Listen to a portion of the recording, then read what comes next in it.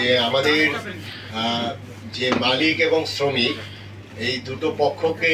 একটি এনভায়রনমেন্ট তৈরি করা, অর্থাৎ ওয়ার্কিং এনভায়রনমেন্ট তৈরি করার জন্য আমাদের একটি আইন আছে, যেটি হলো লেবার আইন 2006,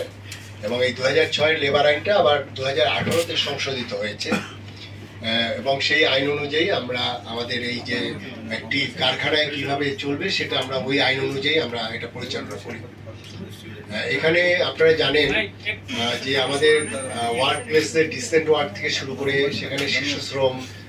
সেখানে লেবার এক্সপ্লয়টেশন, আরএমজি সেক্টর সহ আদার সেক্টরগুলো, সেখানে আমাদের যারা বায়ার তাদের কিন্তু মিনিমাম একটা স্ট্যান্ডার্ড মেনটেন করতে হয়, অর্থাৎ তাদের শ্রমিকদের কমপ্লায়েন্স ইস্যু বা ওয়ার্ক প্লেসে তাদের সেফটি ইস্যু, এগুলো নিয়ে অনেক তাদের বাইন্ডিংস আছে। এবং আপনারা জানেন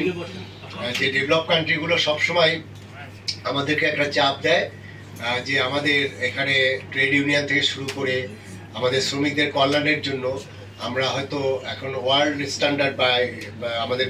যেটা ডেভেলপ কান্ট্রির স্ট্যান্ডার্ডে যেতে পারিনি, এরপরও আমরা এগুলো নিয়ে স্ট্রাগল করে চলছি।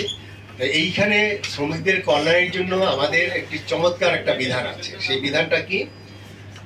যে বড় বড় ইন্ডাস্ট্রি বা বিজনেস এন্টিটি তারা তাদের বাৎসরিক যে লাভটা করে,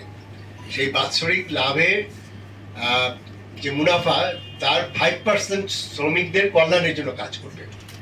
অর্থাৎ সে যদি 100 কোটি টাকা প্রফিট করে তাহলে 5 কোটি টাকা শ্রমিকদের কল্যাণে ব্যয় করবে,